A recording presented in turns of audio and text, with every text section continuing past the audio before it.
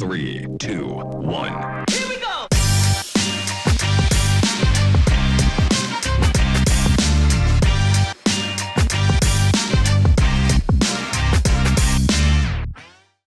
Hello and welcome back to another episode of the Texas Private School Podcast. Actually, not quite as always. I am one half of your hosting crew for the episode. Walker Lott is your other half. You'll notice that the podcast is usually split into thirds. However, there is only two people moving forward. Unfortunately, Ryan Schroeder gambled with his life last week. There's no way that Cypress wins by 29, and not a chance. So, Someone clip that. Yeah, you clip me right now. If y'all beat them by 29, I will exit this podcast. And he lost the gamble, and we are men of honor, we're men of our words, and Ryan has been discontinued from the rest of the podcast. So Ryan brought up a lot of energy and he was very valuable. I think, Walker, you'd have to agree, but a bet's a bet, and Ryan will not be allowed to come back ever again. He's been effectively terminated from the Texas Private School Podcast. Walker, do you want to add like a little memorial speech, a tribute to Ryan Schroeder and the things he's done for us? I mean, it's been real, it's been fun, and it's been some real fun. And he always brought that energy every single day. And I was always, it feels like he's still part of us, here in the call, Wes. But, it's not the same anymore, Wait, hang on. What? I thought, what's that? Are we haunted? I think we're haunted. Oh, I'm back like I never left, baby. I'm back like I never left. All right. One bad pick is worth nothing at this point. Come on, I'm back. Sadly, me and Walker tried to get Ryan discontinued from the podcast, and we went back to the contracts, realized that Ryan had built in a no termination clause to his end of the contract, and we legally have to have him on for really as long as he wants to be on this podcast. So you're stuck with Ryan Schroeder, regardless of any picks he makes. Cypress Christian, we want to personally apologize for all the debauchery that's gone down, but we're stuck with Ryan Schroeder. But Ryan Schroeder, actually, I'm not going to give you an opportunity. I'm not going to give you an opportunity to defend yourself regarding the Cypress Christian pick. That'll come whenever we recap the Cypress Christian game, and we've already stipulated some terms of what you're going to be doing during that pick. So we will move right into a recap of last week's picks. Ryan went 8-9. He is 40-27. Walker went 9-8. He is 39-28. And I knocked it out of the ballpark going 11-6. And I am now 41-26. I am your pick record leader. I will speak regarding my continued dominance in the pick records. I know the game of football. I know the game of private school football. I will continue to extend my lead, not only over Ryan and Walker, but over everyone else who picks games in Texas high school football. Thank you for your time. Walker Lott, your thoughts on the pick record and the current status. I can't believe I'm last, man. That hurts. I guess, you gotta keep going, gotta keep pushing, motivate yourself to do better, and just take out all the outside noise and focus on what's important. And that means picking games correctly. Fair enough. Ryan Schroeder, your thoughts on the pick record. So help me God, the word Cypress Christian will not come out of your mouth in the next 30 seconds. No, we're good. Okay, good. I had a really bad week though. Going under 500 is always something that you don't want to do. So a bad week overall. I had some bad losses too with some of the games that I picked, maybe starting with the no, I'm just kidding. I went 8-9, and that's not the best, but I'm coming back for it. Only one game behind Wes. He gets all these wins this week, but still I'm only trailing by one, so I'm not even worried about it. There's an old saying that goes, almost only counts on horseshoes and hand grenades. And I will use that saying until the wheels fall off, because it applies in so many different situations. But regardless, I still lead the pick records. I will be leading again when we record next Monday. Just want to make that very clear. Second segment, Players of the Week, one of my favorite segments of all time, starting with the Texas Private School Podcast Offensive Player of the Week, senior quarterback Jacob Vaughn from Argyle Liberty Christian. Jacob went 22 of 35 for a 63% completion percentage, almost 400 passing yards, 6 touchdowns, and a huge win over Grapevine Faith, and a win that really established Liberty as a force to reckon with in Division II. Walker, Jacob Vaughn, we know has been a tremendous talent for Argyle Liberty. We saw him go toe-to-toe with some of the best quarterbacks in the state in 7-on-7. What are your thoughts on him throwing for 406 touchdowns and winning our Texas Private School Podcast Offensive Player of the Week? I mean, I think it's like Argyle Liberty's always had like a stable of like kind of Division I caliber type of quarterback, and he's the next one on that list. And I mean, it's very, very impressive, and he's also good for right now how the program is going, you know, in the right direction. And him at the helm these past 2 years, kind of getting them into the right direction of only going up. He's the perfect guy to do that, and because of that, he has a lot of young 2025, 2024 weapons around him that have, you know, he's probably been that leader for those guys. And just watching the film, it's very, very impressive. He has a great arm. He's accurate with the ball too. He can read the defense really well, and he knows exactly where to put it. So, and that film from last week showed that in a big win over Grapevine Faith, kind of cementing themselves in Division II as, hey, you got to watch out for us. They are definitely here to stay. Ryan, your thoughts on Jacob Vaughn winning Texas Private School Podcast Offensive Player of the Week? That's a great win over Grapevine Faith. Grapevine Faith is a team that, you know, a tough loss to ESD the week before, but still one of the top teams in D2, at least in my opinion. And whenever you throw 6 touchdowns, you know, if you and you throw for 63%, you're going to get mentioned, especially 400 yards, which was like, it's so funny. I was like, I'm mentioning 6 TDs and 63%. He threw for 400 yards. Like, you know, that's also the biggest thing for him. So Jacob Vaughn, if we haven't mentioned him enough, he's a superb quarterback from Argyle Liberty. And yeah, he's the one driving that force up in Argyle. Yeah, definitely so. So congratulations to Jacob Vaughn for winning the Texas Private School Podcast Offensive Player of the Week. Oh, go on, Walker. I want to mention the guy who also kind of was in the running, and the 6-man dude, Cade Houston from Covenant Christian down in Conroe. 8 touchdowns, 4 rushing, 2 passing, 2 receiving, and also an interception. It totaled 457 yards of total offense. That's just a little shout out to all the 6-man guys out there. Cade Houston, great job, man. He's like they call it. Oh yeah, I was gonna say he's like the Dylan Bell. I like the Dylan Bell of 6-man. They call it the fastest game on grass for a reason. It is a fantastic game. However, that will conclude our Offensive Player of the Week segment. Transitioning into the Texas Private School Podcast Defensive Player of the Week, senior linebacker Seth Scott from Dallas Parish Episcopal. Seth had 26 tackles.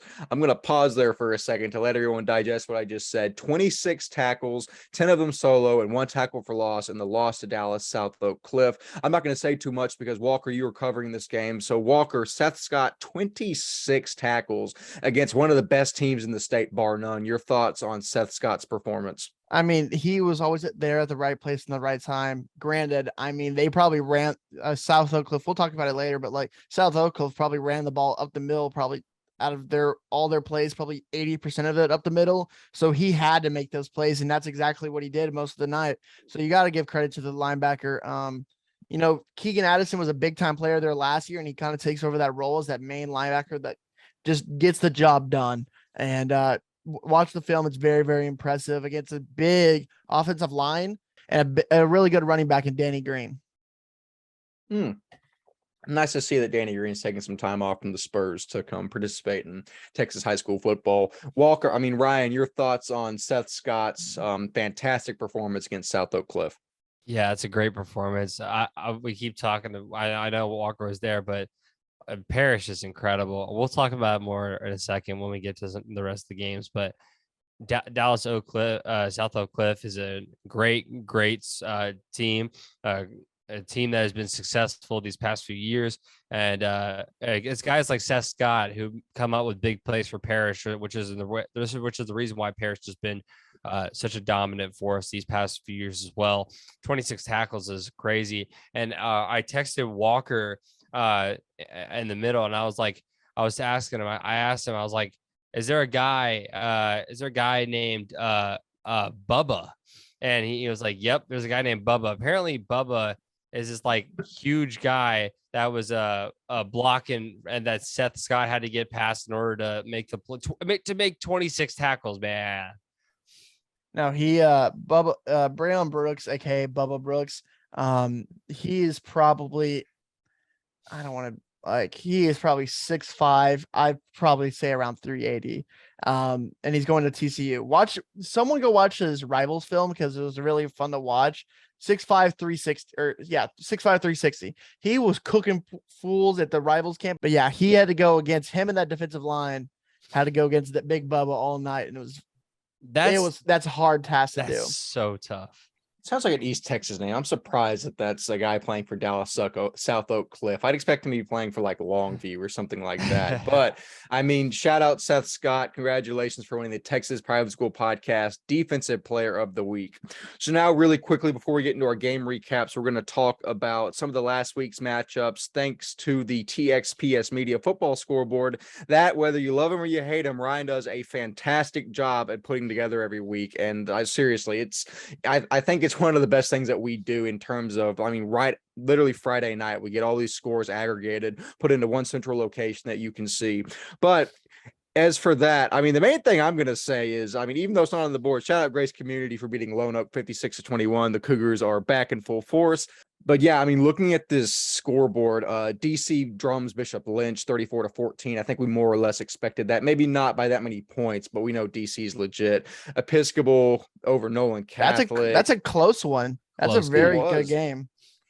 Listen, man, Nolan's a good team. I mean, I know we had our doubts moving into the season, and their record doesn't necessarily reflect their talent up to this point. But I mean, Nolan Catholic's good, and I think they're going to surprise some people in district. Just looking around, St. John's demolishing Second Baptist. Yeah, there is absolutely no way anyone can pretend that St. John's isn't one of the best teams in private school at this point. I mean, it's impossible to ignore, and they are just beating St. John's by that, or beating Second Baptist by that much is crazy. Go on, Walker. I mean, when we talk about that, of course, he just goes away right when I had him up, but like Stephen Gill in that game went absolutely off. Let me look it up for a second. Yeah, Stephen Gill in that game threw 330 plus passing yards and 6 touchdowns. I think he was like 14 of 16 passing in 3 quarters and beat him 49-21, like you said. That's an unreal stat performance by Stephen Gill, and he was one of the guys we were thinking about for Player of the Week. Him at the 2024 quarterback, he's the real deal, man. And that team is the real deal, like you said. Oh, absolutely. Oak Ridge demolishes Covenant Christian. St. Mark's beats Frisco Legacy. Covenant, go on. I was just going to talk about, because I've heard some things now at this point. For anyone that's interested in learning about it, it's Legacy is just hurt. Like I mean, we're hurt, and I'm not even going to defend like Legacy at this point. Like, I'm not trying to defend like just the losses and stuff. They're 2-2 at this point. They have a win over Oak Ridge, which is probably the best win they have on their schedule, because the other one was HSA. But I mean, a lot of guys are hurt. Trace Harris, the whole story that we keep talking about, he's still hurt, from what I've been told. And so it's just like our starting running back is hurt. And honestly, it's just it's kind of getting sad and stuff like that, just to see all these guys go down every week and stuff. So but yeah, if y'all were wondering where Legacy started with a lot of healthy guys first week, but you know, part of football is staying healthy. Yeah, you will certainly see that as the season goes on. Teams will start to get more and more banged up. Covenant Knights beat First Baptist 52-18. Covenant is actually a team that we've been told to keep our eyes on. It looks like they'll be a force to be reckoned with. Shiner St. Paul destroys Legacy Prep in one of the worst picks I've ever made, picking Legacy Prep in that game. Brook Hill beats White Oak in the game that we had our correspondent Matthew Liskey covering. John Cooper destroys Green Hill, proving that the Dragons are back on the right track as they have been.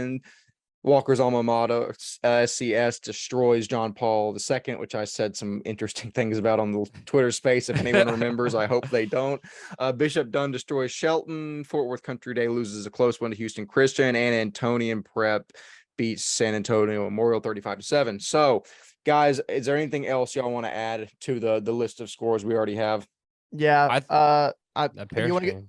Yeah, we'll talk about the Parish game last. But Houston Christian Fort Worth Country Day was one of those better teams in 3A last year, and Houston Christian moved down from 4A to 3A in SBC, and it looks like they're on the right direction, beating one of the better teams in 3A last year. You already mentioned the Covenant big win over First Baptist, and then Yeah, I talked about St. John's quarterback, but Cole Allen has 14 touchdowns through 4 games, and that is an unreal stat line for him. We're excited to watch him. And if any college is looking at him, look at that 2025 running back. He is the real deal. Concordia and Lutheran South, the battle of the 3-0 teams. One came out on top in Tomball Concordia, who, they were the last, or like one of the last teams in that division last year, or district in the South last year. And I'm excited to see if like they might beat like a St. Pius this year, kind of like raise up a little bit. It'll be interesting to see. Ryan, do you have anything else you want to talk about before we go to Parish? Yeah. So there's that's one thing I want to bring up because I saw it on Twitter earlier today and I didn't even think about it. Dallas Covenant is 4-0, by the way. I want everybody to remember that.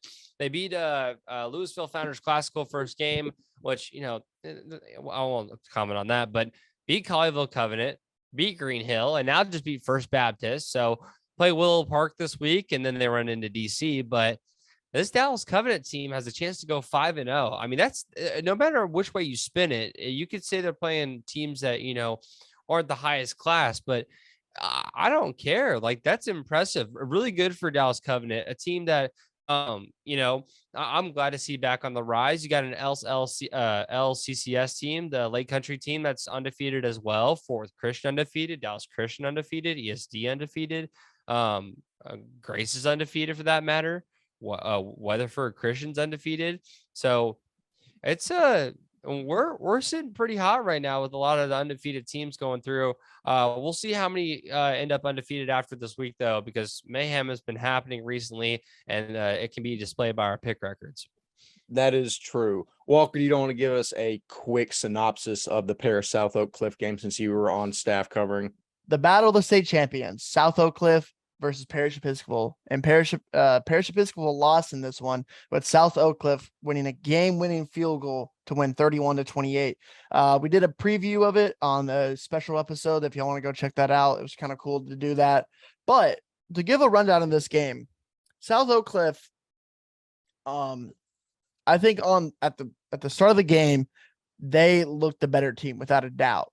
But I think in the first half, Parish Episcopal did not bend.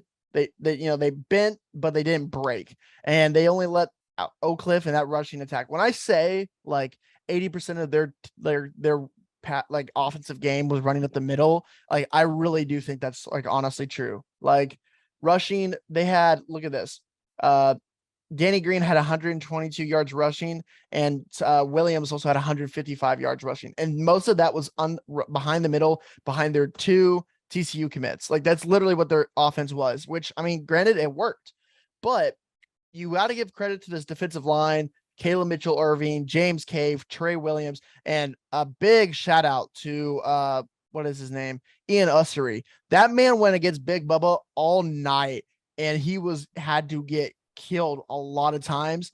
But what I had to give credit to him was in that third and fourth quarter, when that offensive line got a little bit tired, that defensive line held strong, and he made a lot of tackles for loss. I think Ussery, had 1 tackle for loss, 5 total tackles. That defensive line came ready to play, and it's like, Wes, it's like 1,000 paper cuts, right? You just slowly cut them until it kind of hurts you over. That's what that defense did to South Oak Cliff's run game. And I'm not saying they stopped it, because literally till the end of the game, they really couldn't stop it, but they held them a lot of times when like it didn't really look like it was going to. Parish, South Oak, they shut down South Oak Cliff's passing game really most of the game. So credit those DBs. Kamsi Arinza had a pick 6 and also another big PPU that I have on my Twitter. Daniel Demery is probably one of the most underrated athletes in the state of Texas this year. Not private, not public, just straight football in the state of Texas. That man is a dog. He's a great leader for that team. That's one thing I really noticed. He was a great, just teammate for his guys. I can't speak highly of that kid more. I'm just very, very impressed with the kid and also the football side of it too. I think Ole Miss is getting a steal on him. But offensive side, Parish, they only scored 7 in the first half. It was 14-7 at the half. And then in the third quarter, they scored 21 in the third quarter to make it a 28-14 game. and it was to the point where I was like, they had South Oak Cliff like under their shoe, just ready about to be squashed. And the key of the game is the 4 turnovers. 4 turnovers for that team. I think like 2 picks and 2 fumbles, maybe even 5 turnovers ever. I don't know on the top of my head, but Sawyer Anderson, I think, threw 2 picks. Maddox Reed fumbled the ball twice, and one of them shouldn't really have been a fumble. I think he was down, and a lot of those Parish fans are gonna be happy I said that because I think it was. But I mean, that's how the refs go, and it doesn't go your way. But it was so close, man. I want shouting out guys. Sawyer Anderson, I think, is one of the best quarterbacks in 2025, regardless of private or public. The way he throws the ball is so effortless, and he's accurate with it too. On the run, in the pocket, it's very, very impressive. Derek Usby, the price of one transfer, is the number 1 guy for Sawyer, and probably around like 6 foot. He looks a lot like just like Youngblood Wes from last year. Just the guy that kind of do whatever he needs to be, a little not undersized, but just like not 6'3" or anything like that. But he's shifty, quick, athletic. A really good player for them. Cedric May is kind of the versatile guy. Hutch Crow made a really good catch that was turned back. You can find on my Twitter. And that offensive line, man, we talked about him on a thing, but that one of the big loss going forward will be their center, Weber. I believe he got hurt the first drive, and that also was bad with a lot of those big time defensive linemen they had to face. Just a backup center wasn't able to produce. I know this was supposed to be quick, but I'm trying to get through every thought I had. I'll say this at the end of it. You could see it on their faces after the loss that they wanted it bad. They wanted it to be known that the private schools can play with the big dogs, and they wanted to prove that so bad that you could just tell. And the one thing I will never say, and I know I can just tell, and I just know that team is never going to quit, and they're going to come back even hungrier next week. Like because they know they should have won that game. And honestly, like, to Parish fans out there, you should have won that game. The turnovers is what killed you. And that's going to be just reminded forever about the team that could have beat the state champions. They were just a couple turnovers away, not even 4, just 1 or 2 that killed you. So they could have definitely done it, but at the end of the day, they didn't. And that's going to haunt them, and it's going to make them even motivated even further. So probably go, what is it, like 14-1 at the end of the year? And they're going to have a fantastic year. Very, very impressed with this team. Defense is insane. Offense is nuts. I mean, they can go and play with any one of the big dogs. That's what I could tell from that game. I want your quick opinion on Parker Meese. Parker Meese obviously was the other sophomore besides Sawyer on a team full of seniors and juniors. Parker was the second in tackles with 21 total tackles, according to Max Preps. I just want to know, like, on a team full of just upperclassmen, what do you think about Parker Meese and like Sawyer Anderson being 2 of the guys that are like in leading positions as sophomores? Yeah, Parker Meese is an interesting one coming from Plano Prestonwood. He has a lot of offers, and I've heard a lot about him, and watching him play, you could tell why. He's smart. He knows where he needs to be. He makes the right tackles, and he has the size to him, probably 6'1", 6'2" linebacker, and just he just looks the part, man, and he plays that way, and he plays tough. He plays physical. Parker played really good. I think he's going to be one of the better 2025s in the state, especially at the linebacking position. And I think he deserves the offers he's gotten after watching him play. They are an old team, and it's going to be interesting to see next year, guys, how this team does, because they have a lot of seniors leaving. But some of the other receiver positions like Hutch Crow, and another one of them, Fields, is another sophomores, I believe, sophomore and a freshman. So they have some other guys that are playing that are young, but yeah, I think he's going to be pretty good. The Parker Meese. Yeah, I mean, at the end of the day, Parish is Parish. Parish is most likely going to roll through Division 1, and I mean, listen, they just almost beat South Oak Cliff. How much more like evidence do you want for them to be solidified as the best team in private school? Right now, it's not a debate, and I don't think it'll be debated throughout the rest of this season. However, moving forward, we have 5 games to recap from last week that we previewed. The first being Cistercian versus Trinity Valley. This ended in a 30-27 win for Trinity Valley. Gavin Parkhurst, class of 25 quarterback, makes up that incredible class of 25 class, leads the Trojans past a red-hot Cistercian team, putting up 168 rushing yards and 3 touchdowns.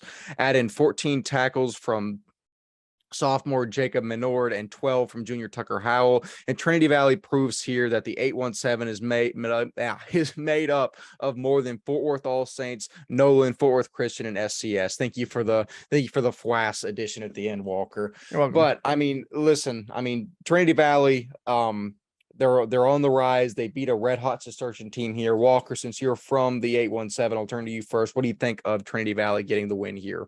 Yeah, I mean, that's a big win against a team that went to the state championship for 3A last year.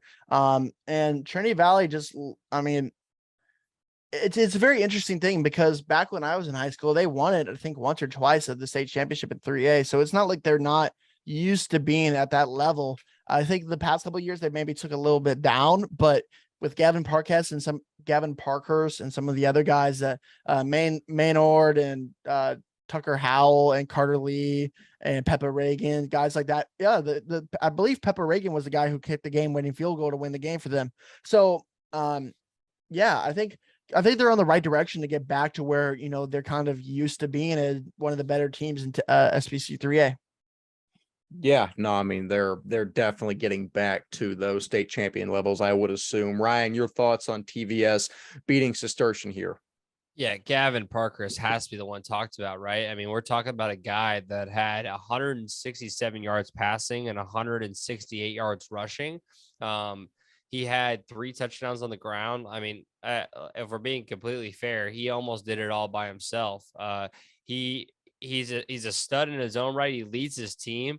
And he leads his team as a sophomore, another 2025 in private school, just like who we were just talking about. And I just want to make it known as well that Parkhurst is doing very, very well for this Trinity Valley team. But for Cistercian not to lose hope, because Cistercian, they got a strong team, and they go into a strong matchup this week against Grace Prep. I really like this Cistercian team. I was told by multiple people that saw them play against Legacy that they're a strong team. So I think Cistercian will be right back on track. But Trinity Valley, what a win. And Parkhurst, what an amazing game for you, sir. Definitely so. Probably better to be playing Grace Prep than Grace Community right now. Moving on to Fort Bend Christian versus sorry, I gotta slide Grace propaganda in whenever I can. Fort Bend Christian versus Trinity Christian Addison. This ends in a 17-8 win for Fort Bend Christian and a much needed win for the Eagles. A strong defensive effort garners the Eagles a much-needed win here against Trinity Christian Addison. Class of 25 standout Max Granville had 2 tackles for loss, 3 sacks, a fumble recovery, and a pass deflection just for the icing on the cake. Class of 23 linebacker Connor Tallis also had an impressive effort for the Eagles with 14 tackles and 3 tackles for loss. Shout out to Coach Mack for the stats. So, guys, we were talking about last week if the cheese was starting to slide off the cracker for Fort Bend. I mean, they very desperately needed a win here after dropping a couple games they probably should have won. Walker, Walker, what are your thoughts of Fort Bend getting back on track here against TCA? I mean, that's a big win for them. A 17-8 win. TCA, I know they're 0-4 now, so it's not like they look like the worst team, but South Oak Cliff was 0-3 before the Parish game. So I mean, some of the better teams are not going to have the best records just of how the talent they played. And Fort Bend looks legit, man, back to where they are. And Max Granville, the 2025 standout, is guy. I think he's going to be a nationally ranked player at the end of his career in high school. 2 TFLs and 3 sacks. That is disgusting against the Fort Bend Trinity Christian Addison team. I'm just very impressed with this team. They have to have the mindset to bounce back and do what they need to do. And against a big time Cibolo Steel matchup this week, I'm very excited to see how they do. Wes, do you have a question of who? Sorry, trivia question, Wes. Do you know who on the A&M roster right now went to Cibolo Steel? Went to Cibolo Steel. No, I do not. I'm not even going to pretend to know who. Jalen Jones, the newcomer, back in this week. Yep. Interesting. I did not know that. Ryan, your thoughts on Fort Bend Christian getting the win over Trinity Christian Addison here? Yeah, I mean, this is a must win situation for them. Me and Walker actually picked TCA in this game. This was a 1-3 versus 0-3 or sorry, 1-2 versus 0-3 matchup last week. And to be honest, we thought it was literally the most like, the best two teams for your money kind of thing that were below 500, right? Like this TCA team is a really, really good team. And I don't know, and that really begs the question at this point: is the cheese sliding off the cracker for TCA Addison, a team that did really well in independent last year, and this year they come back into D1, back into the structured taps, and now they're a little bit different than what they were. They're 0-4, but Fort Bend has taken advantage of that, and yeah, the Cibolo Steel game is going to be a real test for them. Going away to Cibolo Steel, I'm going to be fair. It's going to be a very hard game, and if they come out of there losing by only 7 or 1 or 2 scores, I'll be really, really impressed. And they should feel pretty good about themselves going into the district. I know they probably scheduled that game as just like, all right, let's hit them hard right before they go to district. So I'm excited. I think Fort Bend can still do really, really well. A really hard off season schedule with Dallas Christian, St. John's, and try to be there with TCA Addison, Cibolo Steel. Fort Bend is working their way, but yeah, come on, guys, we got to talk about this. TCA Addison, 0-4 now. It's like all our high hopes on TCA Addison after last year's independent run. Is the cheese sliding, or is that the right one? Cheese sliding off the cracker for There you go. TCA Addison? I mean, listen, they played four very good teams in ESD, All Saints, Gunner, and Fort Bend. I mean, their schedule doesn't get immensely easier after that. I mean, we'll see. It's their first year back in D1. I think there's going to be some growing pains. I think talent's still there. We'll see. Walker, what are your thoughts on TCA's ability to compete once they get into the district? I think the close games that they've had all these past couple of weeks show that they definitely have the talent. But the question is, do they have the talent to get over the hump? That's going to be the big question going into the district. I agree. I mean, we'll be following TCA obviously as the season goes on. It'll be interesting to see how they fare over the next few weeks. Moving on into the next game, it was Prestonwood versus Fort Worth All Saints, which ended in a 24-21 win for Prestonwood. 239 rushing yards get the Lions the much-needed win here behind 161 from senior AJ Sibley. Sibley and senior quarterback McGuire Martin accounted for all 3 Lion touchdowns, Sibling having one on the ground and Martin with one through the air to tag O'Neal, and another with his legs. Prestonwood also held talented senior quarterback Jalen Spriggs under 150 yards passing and picked him off twice. An all-around solid performance from the Lions in this contest and a win that they desperately needed. Walker, your thoughts on Prestonwood getting the 3-point victory over Fort Worth All Saints last week? Yeah, I mean, Prestonwood kind of looks back to where they were needed to go. AJ Sibley, who I believe was at Plano Jump Hall maybe last year or the year before, looks the part, man. 239 rushing yards is 160 from AJ Sibley is very, very impressive. I just think they're on the right track, man. And I'm very, very impressed with this team. Kind of starting off kind of not as good as you expected. Who'd they lose to? Oh, Liberty. They lost to Liberty week 1, but they're kind of back into their form of being what the Prestonwood that we thought they were going to be this year. And Fort Worth All Saints, man, dang, they just can't catch a break of getting the fun. Like, what is it? 24-21 lose, 13-10 win over TCA, and then a close one with Nolan. I don't remember the top of my head.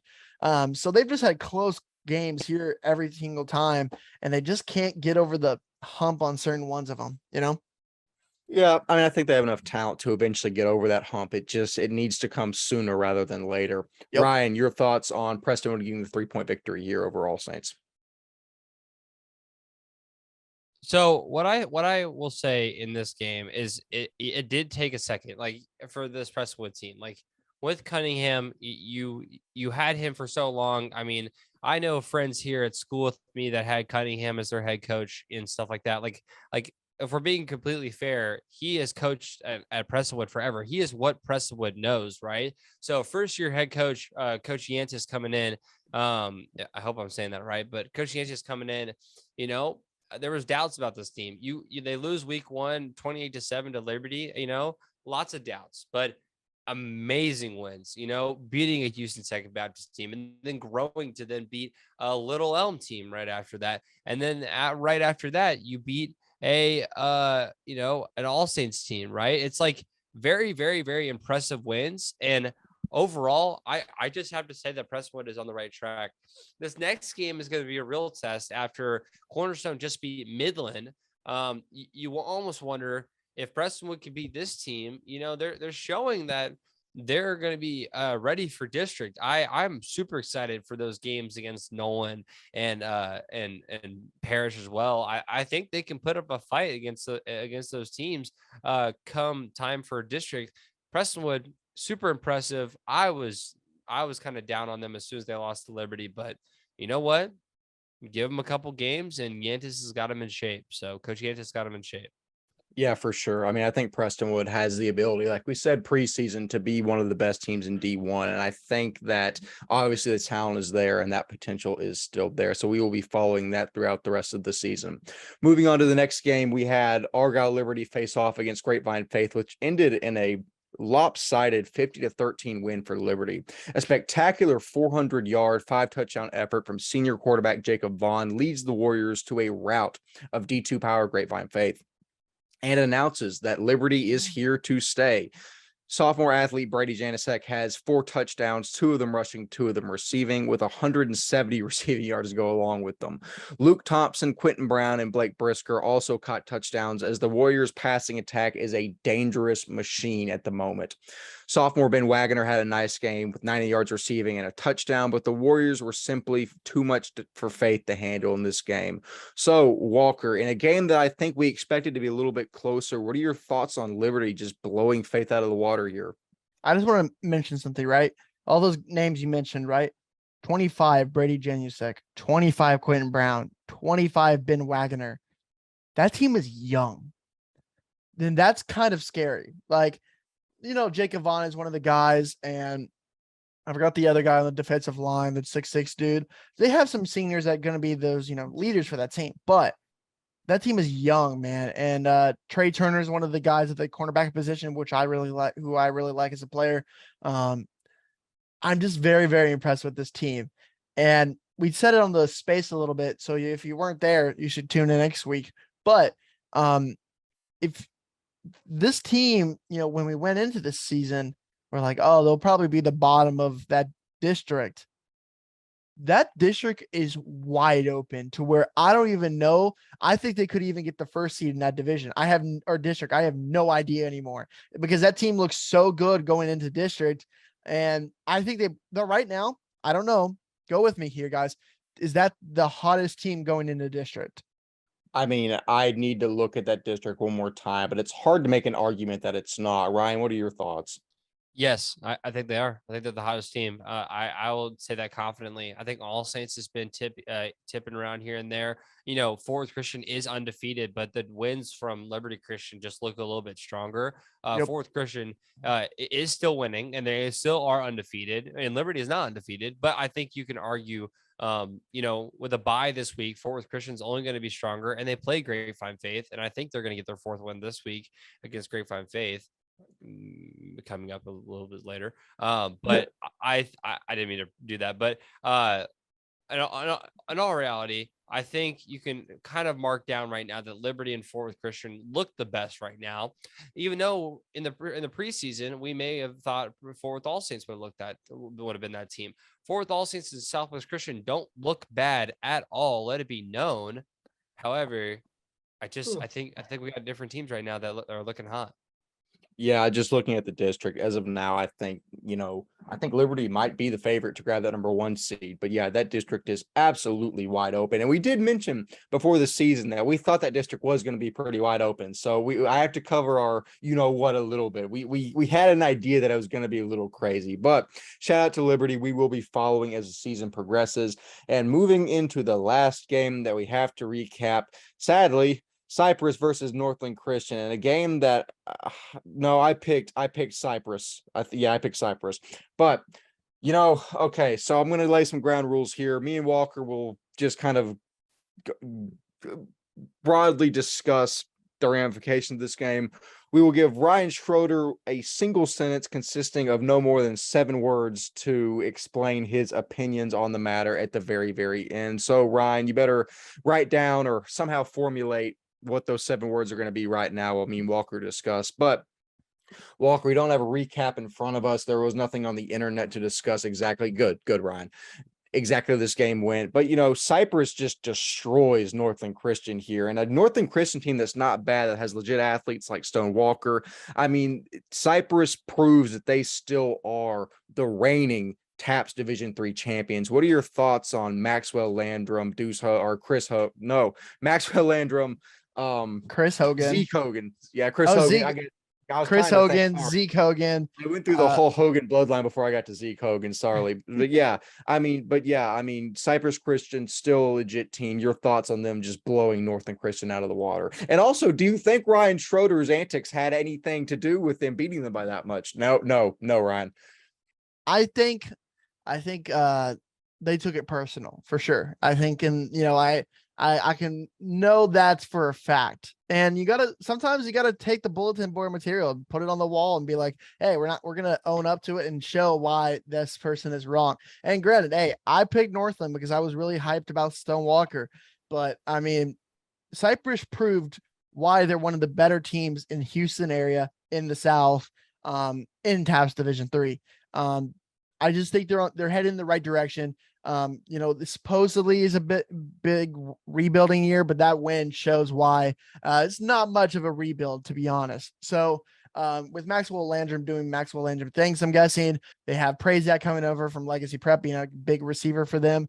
But yeah, guys, if someone from Cypress Christian, you're always in our mentions, you want to add us and all that, let us know. Tell us about your team, because we don't know much about y'all. So please hit us up and tell you, hey, who are the biggest guys on defense? Or you could just you could politely ask someone to put y'all stuff on Max Preps, because that would also be an easier way to find stats.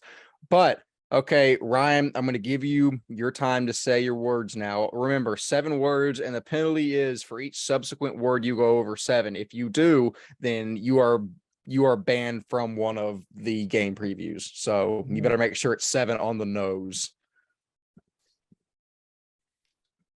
I am sorry.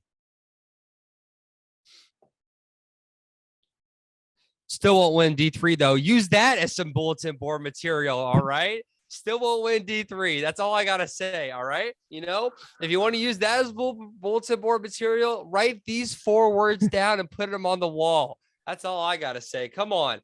Give me a hard time. I got 1 game wrong, but take this little sticky note. I'll send it to you in a package all the way down to Cypress from Stillwater, Oklahoma.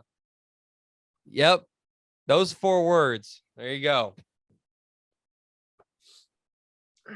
Okay. Sorry about it. I want to make it very clear right now that Ryan Schroeder's views do not reflect that of the Texas Private School Podcast or TXPS Media LLC.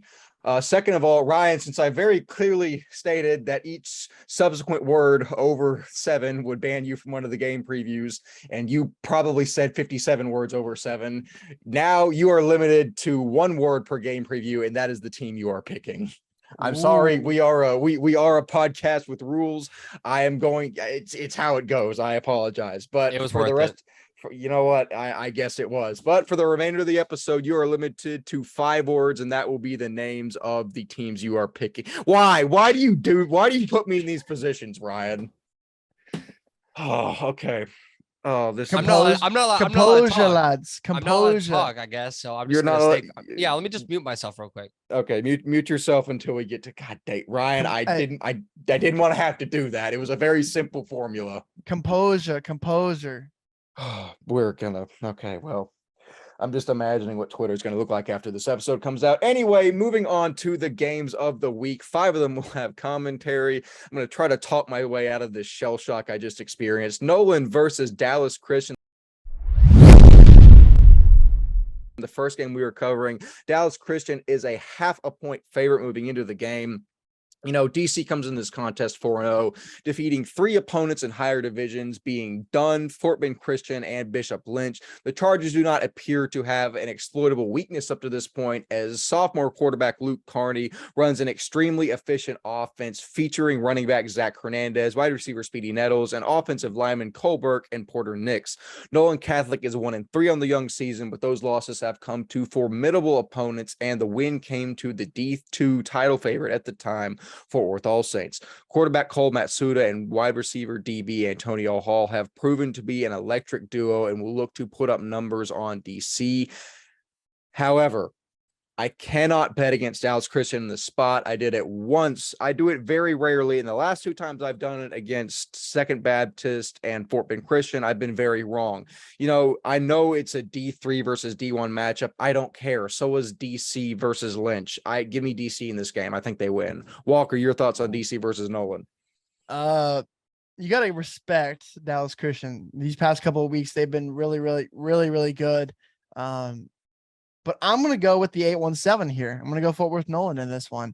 I think the fact that they've played a lot of top teams in private school really, really close is very, very impressive. And I think the strength of schedule for this team, I'm just impressed with it and how good they've done. And Cole Matsuda looks really, really good this year with Antonio Hall and that defense. So, and because of this and because of the strength of the schedule, give me Nolan Catholic.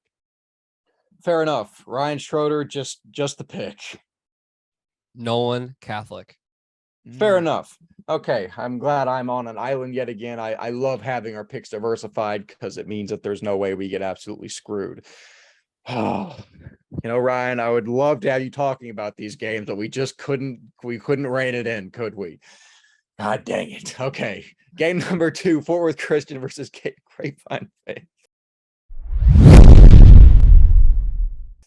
Faith is a 2.5-point favorite in this game. Fort Worth Christian enters the contest 3-0 with wins over solid programs Bishop Dunn and Grace Prep. They are averaging 48 points per game on the young season and boast a prolific offense with the likes of Jacob Trimble. Walker, you want to give me some other guys for Fort Worth Christian that are really performing this year? Yeah, guys like Addison Curtin, the guy that we mentioned last time, Jordan Green, Luke Anderson is a guy who's versatile. Bryce Bradley. And there's also a guy who's been rushing the ball a little bit, and his name is Landon Spencer. So they have a couple guys that are going to be really, really good, just athletes for that offense who's been really good. Yeah, for sure. Very prolific. Almost 50 points a game, as we mentioned. Looking at Grapevine Faith, they are 2-2 coming off of consecutive losses to ESD and Liberty Christian and only putting up 20 combined points in those games. The backfield of John Raybuck and Clayton Sebecki, who was previously injured, and I'm not sure if Sebecki is going to be available for this contest. Regardless, I think Fort Worth Christian is returning to form here, and I think they handle Faith here. Give me the Cardinals in what I'll say I think it's going to be a close game. Give me Fort Worth Christian. Walker, your thoughts? I think the loss to Liberty from Faith really interests me. And I don't know if Faith is not as good as I thought, or Liberty's just like that, I think Liberty is just like that. But because of that, and Carson Crosses looked good, and John Raybuck's looked good, but losing Clayton Sebecki, I believe he's hurt now. I think that's a big loss for them. So I'm going to play the hot hand in Fort Worth Christian here, and I'm going to pick them. It's fair enough. Ryan, which team are you going with here? Remember, just one sentence or one word. Fort Worth Christian. Fair enough. That does scare me because now we are all riding on one team. We know how that movie ends. But moving on, we have Coram Deo versus St. Mark's. St. Mark's is a 20.5-point favorite in this game, which I think is utterly ridiculous. And I will get into the reasoning why. Coram Deo enters this contest 2-2, but have also lost their last 2 to Tolar and Grace Prep. The Lions appear to have improved this year behind Brock Holton, Ian Mitchell, and a plethora of other contributors. St. Mark's is coming off of a win against Legacy Christian and also have a win against Fort Worth Country Day. As for this game specifically, I'm rocking with the Lions. I'm all here for the Coram Deo resurgence, and you already know Ryan and I are both the advocates for Division II, District 2. I think that district's going to surprise a lot of people. Ryan could also provide you more information on his thoughts. However, Ryan has backed me into a corner and forced me to only allow him to pick the games. You have really messed with Wes Tolleson here tonight. Wes is on the ropes right now. It is, I don't know how he's not handling this well. I just I can just imagine everything that's going to be said about this episode now, and it's just playing on a loop through my head, which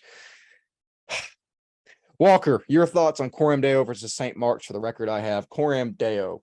I'm just gonna pick St. Mark's in this one. They have a couple of dudes. Hudson Bloom is one of them. A guy I'm really looking forward to seeing how he does is Henry Estes, the 2025 guy. You need to watch this kid, Wes, 6'5", 240. Big player at St. Mark's. Guys like Grant Warneke, Asher Wilburn. I'm excited to see who they have at the wide receiver position because you lose Connor Duffy, who could have played college ball, but I believe he went somewhere else. And they also lose Elijah Ellis and Sam Aluminor, and Alex Natalini, who I believe there was a quarterback last year. So it's going to be interesting to see who steps up for this team because we haven't really seen a lot of that this year. But they have a couple guys, and Henry Estes is one to watch for sure in that 2025 class. Yeah, for sure. I think it'll be incredibly interesting. As for the matchup, Ryan, I'm assuming you're going to back me with D2 District 2, but who are you picking for Coram Deo versus St. Mark's? Coram Deo. Fair enough. I like that answer. Hopefully our division will pull it out. Moving into the second to last game, we have Second Baptist versus the Kinkaid School. Kinkaid is a 14.5-point favorite in this game. The Falcons come into the contest 2-2 with wins over two teams I am not at all familiar with: Tomball Christian Homeschool and Little Cypress Mauriceville. David Capobianco and 23 stud athlete Micah Bell are the standout players for the defending SBC champions. Second Baptist is 1-3 on the young season, and they need to get it figured out quickly before district. However, with the likes of Turner Murdoch, JD Crisp, and Kyle Cole Morgan, they have as good a shot as any in this game. However, still have to side with the Falcons. I like the combination of Capobianco and Bell a lot. I think that they just have a good culture in place down there at Kinkaid. I'm not saying it's because the spread is 14.5, but men lie, women lie, numbers don't lie. I like the Falcons in this game. Walker, your thoughts on this matchup? I'm going to go Second Baptist on this one. Kinkaid for sure, have one of the better players in all of private school, and Micah Bell. David Capobianco looks like a really good quarterback, but in the 24 class. But man, I don't know who else they have, and that's probably going to be clipped. But I don't know. Like losing Dylan Bell was a big loss for them, but they also lost like their linebacker. They lost their other wide receiver, Cam Henry, who's going to Harvard. They lost a lineman or two. They lost a lot of guys on that team. So I'm excited to see who is kind of steps up for them. Like I know, they have a couple guys like Nico Gomez is another one, but I don't know who else is going to step up this year. And their schedule, I think, is just interesting because I don't know most of these teams, like you said, Wes. Like I can't compare it to anything, but at least Second Baptist has played a proven private school schedule that I can compete from. So for that kind of reason, I'm going to go Second Baptist. Brother, I can guarantee you if you are worried about something being clipped from this episode, it's not going to be your quote. I can promise you that. Ryan Schroeder, Second Baptist or Kinkaid, who are you taking? Kinkaid. Thank you, Ryan Schroeder. Okay, last game that we will be previewing: Weatherford Christian at Munster Sacred Heart. Sacred Heart is a 5.5-point favorite. Both teams are 3-0 on the year. Weatherford is averaging almost 50 points per game, and Sacred Heart is putting up 38. As of now, I'll keep it short and sweet. I'm going to take Weatherford. I think Ezra Jackson, Hunter McCoy, and Braden Bork are going to establish enough firepower to get the job done here, and also establish the Lions as a dominant presence in Division 4. Walker, I know we've talked a lot about Weatherford Christian, whether that be in a few episodes last year or in the post 7-on-7 episode. Your thoughts on this game versus Sacred Heart? Yeah. I'm gonna go with Weatherford Christian here. I think, yeah, like you kind of said, like I think this is gonna be the game that establish themselves as like the team in TAPS Division 4. Ezra Jackson has been like, it feels like he's been in private school forever, and like he's now another year at Sacred whatever Christian. Hunter McCoy is a great quarterback in the 2024 class, and Braden Bork is a underrated guy, man. I know he's visited some Division 1 schools. He was a starter at 6A Weatherford and came over to Weatherford Christian and is a big time player for them. Guys like also the twins that were big time players. I want to give a shout out to Brody Clark, the 2026 wide receiver. He's played really good for them, and he's gonna be one to watch in that 26 class. I'm impressed with these dudes, man. I'm excited to see how they turn out. But Yeah, hey, no, I think Ryan Swirinski is that guy. Don't get it twisted. He is that dude. But I think Weatherford Christian has too much firepower, and they've done it for a lot of weeks now. yeah, I definitely think so. Ryan, your pick on this game. Sacred Heart. For some reason, I had an inkling that would happen, but also we've had not a whole lot of parity in terms of our picks this year. We are all picking a lot of different teams. That's kind of reflected in our pick records, but also it really drives down the chance of us getting memed to death on Twitter, although that's definitely going to happen for other reasons now. But Walker Lott, normally I would turn to Ryan Schroeder as well in this situation, but we had to uphold to the rules. You have anything else to add before we get out of here? I'm excited for another great week. A lot of these are some big time games to kind of establish themselves in their division. Weatherford Christian, if they win this one, that's established themselves as the favorites to win it all this year. Coram Deo, if they beat St. Mark's, established themselves as a big team this year in Division 2. Kinkaid and SBS. Kinkaid, if they win this one, kind of shows that they can still got in TAPS or SBC 4A.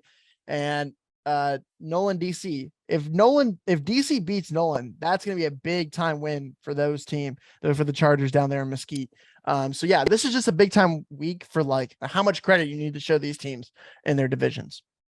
I completely agree. I think it's going to be a huge week for, kind of district ranking implications and see where all these teams are going to be right before they start district. But with that being said, that is actually all we have for this episode. So as always, I have been 1/3 of your host or crew, Wes Tolleson, Walker Lott, and Ryan Schroeder. I will see you in the next episode. See you next week. 3, 2, 1.